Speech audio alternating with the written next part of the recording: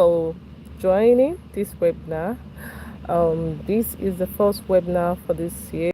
My name is Chinedu, founder of Ducho Nutrition Services. And today I'll be talking about the choosing a career path in nutrition, both as a student and as a graduate. Now, I'll start by giving a brief introduction on how to choose a career path, factors you should consider while choosing a career path. Um, One of the major things you should know if you're choosing a career path is your environment. You need to understand what works in your environment. You should also get accustomed with the present trend and also the future trend, as it will be a very good guideline for you. Then, if you're a student, knowing the area of specialization of your lecturers is really important for you to know the area um, to specialize in your nutrition practice. Okay, and again, your pain point.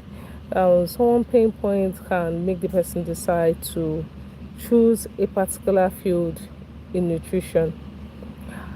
If you're still a student and you're watching this video, this will really help you to know the project topic you choose, and you notice that you'll be excited doing it because you're passionate about it. Oftentimes, students, they just choose any topic, or they just tell you choose for me because they've not concluded in their mind the area of specialization. But when you know the area you want to specialize, it makes it very easy for you to come up with a topic. You can get inspired by reading a journal. You can get inspired by watching a movie. You can get inspired by, seeing something around your environment, and then you decide, how do I solve this problem? How do I get into this particular part of nutrition to help me solve the problem? And there are a long list for nutrition, different areas of nutrition one can specialize. But for today, being our first webinar for the year, I'm just going to talk about five areas. Subsequently, I can also discuss other parts one can really specialize in nutrition practice. Number one is sports nutrition. Sports nutrition is very, very essential. I said earlier, knowing the present trend and the future trend. If you look at what's happening around us now, you keep hearing do exercise often, do exercise, how exercise is good for the body. Now, imagine as this is a trend, and you yourself, you now start telling people, okay, exercise is also good, but I'm going to serve as your sports nutritionist. Now, people think that sports nutrition works better in the European, Western world, but sports nutrition can work effectively from here in Africa, in Nigeria. So you just take it at a point that, say, I'm going to look at sport nutrition. And you also need to know that if you are going to specialize in sport nutrition, you also need to be a sports person, because you can't give what you don't have. So that we can cut out some myths, some things they say online, and it can help us do the right thing the right way. So as a sports nutritionist, you can meet some clubs, local clubs, and talk to their coach, tell the athletes what to eat, and it will encourage them to eat more food than depending on supplements. Or else, where there is shortage and they need supplementation, that is where you can now advise that they take a particular supplement. Now, sport nutrition will also help us build stronger, better athletes in the country. Okay, sport nutrition is very, very essential from a tender age. As a sports nutritionist, you can go to gym houses, submit your proposal to them, tell them that you want to come and be speaking to people maybe once in a week. Imagine you have like 8 outings in a month, two in a particular, two different gyms for a week, and two for another gym the next week. Now you're reaching out to 8 people, 8 different gyms in a month. If a particular gym have um a minimum, let me say a maximum number of 30 people attending their gym house in a day, you've practically gained maybe 15 clients out of the 30 persons as a sport nutritionist. And then you go to the next gym, engage them in nutrition education as a sport nutritionist. Before you know what's happening, the more you expand your network, you can even employ other nutritionists that are interested, or even, you know, mentor other nutritionists, even with the ones in school that are interested in sports nutrition. And you can start sending them to other gym houses and other playgrounds and other places to talk to people about nutrition. This is how you make money out of it, because nutrition itself is a multi-sectorial activity. Nutrition is multi-sectorial in nature. So being an entrepreneur in nutrition is very easy, but you need to understand. You need to know what works for you. Solving malnutrition problem is not everybody being in one particular field, but solving malnutrition problem is when we spread in different fields, doing different things with a target to reduce the rate of malnutrition. The second one is nutrition technology. Recently, we've heard a lot about leveraging technology for this, leveraging technology for that.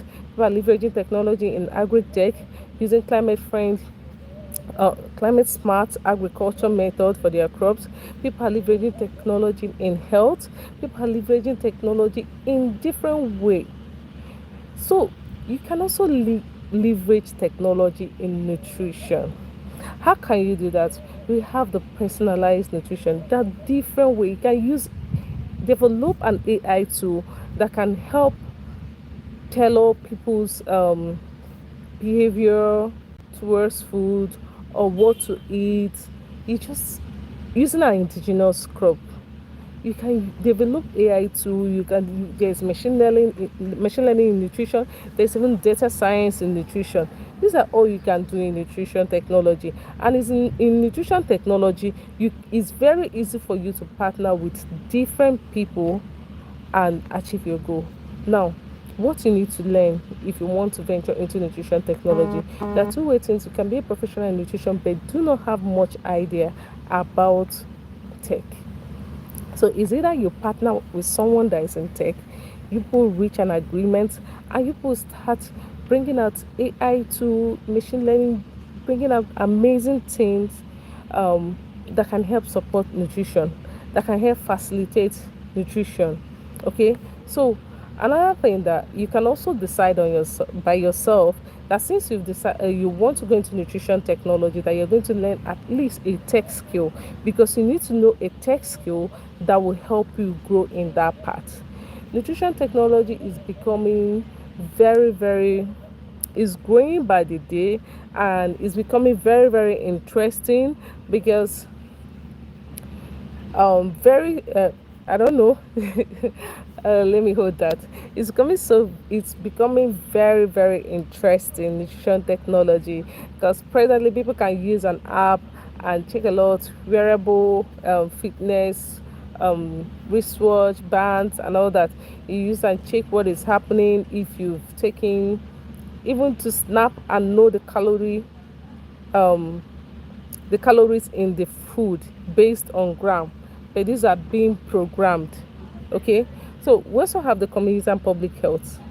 Community and public health is the most common one. Everybody knows community and public health, maternal nutrition, the pediatric, going to the field.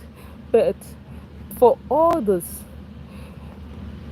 community and public health nutrition practice requires frequent field activity.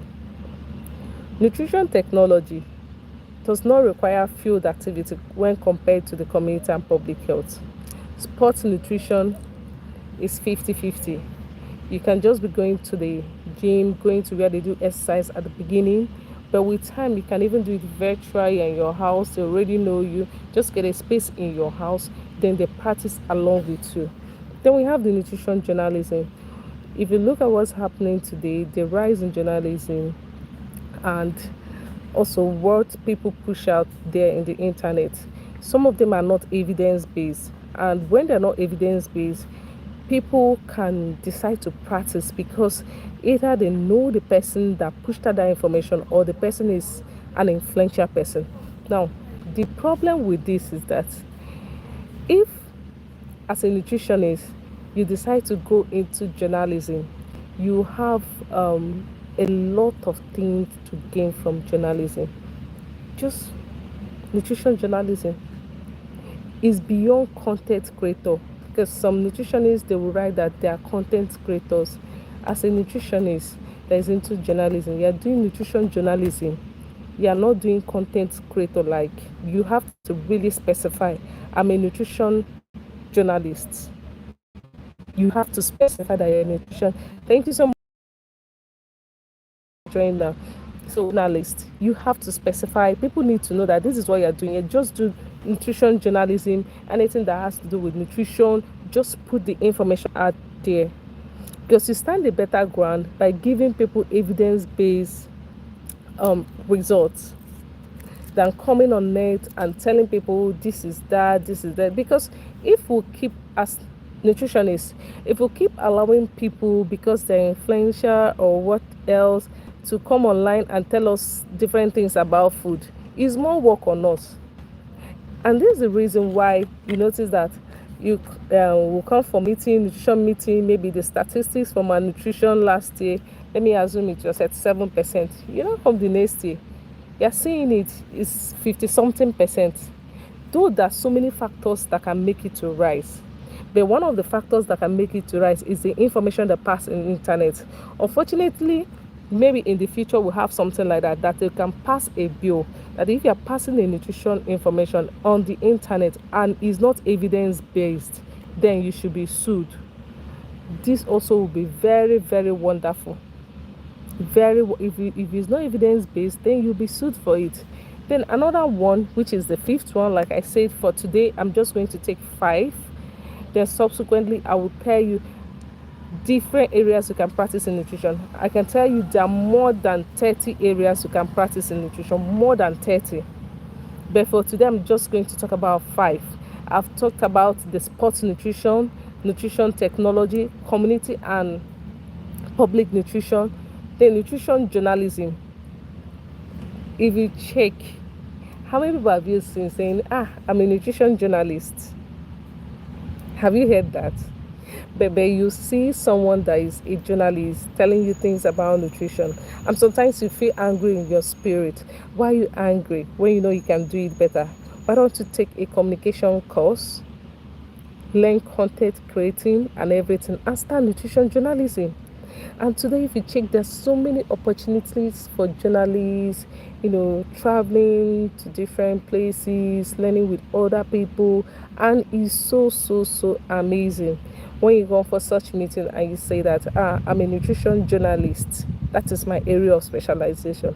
Interesting. So for today, the final one I don't want the video to be very, very, very, very long. This is the first time I'm doing this career path in nutrition, but subsequently we'll make it longer. Then the final one I'm going to talk about today is what I call nutrition chef. Check your environment, check people that cook online, and just tell me what you've observed. We lack nutrition chef, and yet we complain there's no work, there's no job for nutritionists. Have you ever picked a cake in Nigeria or Africa? And I don't know, maybe, but I haven't seen. Have you ever taken a cake and looking at the cake, they tell you the content of the cake, and there is also a nutrition fact in that cake? I have not seen. Maybe some people have seen. But imagine being in that area, that you're working as a nutrition chef. They are not just cooking and doing a kind of plating that when you put it on Instagram, people will be like, wow, this food is not like this. That means it's not nice. But imagine being in a field. Maybe you love cooking naturally, and you now decide, what career path can I choose as a nutritionist? You decide to be a nutrition chef. Wow, that's amazing. That is really amazing.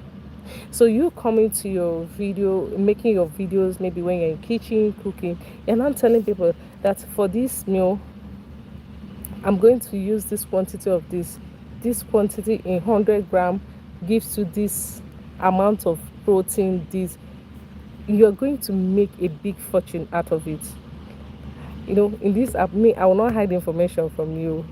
Just try and engage in the next one. You hear other fields in nutrition that people have not even harnessed.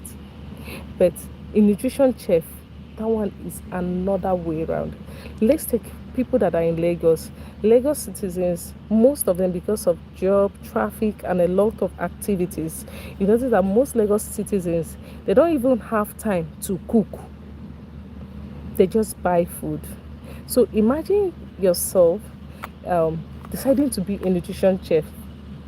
So what you're serving them, you're not serving them food. You're serving them you're not serving them just meal. Take this, take that. You're serving them food that can meet a particular nutrition need. A normal chef will say 3 liters of this is this amount, 1 liter of this is this amount. You as a nutrition chef, what you're telling them is that, okay, I want to get your BMI, I want to know this, I want to know this, I want to know your activity level, I want to know that as a nutrition chef. Then when you finish that, you package this food. You say that, I know you're a busy person. Take this, take this, take this. At night, you can take this drink. It will help you relax your muscle and you sleep better. That is the work of a nutrition chef.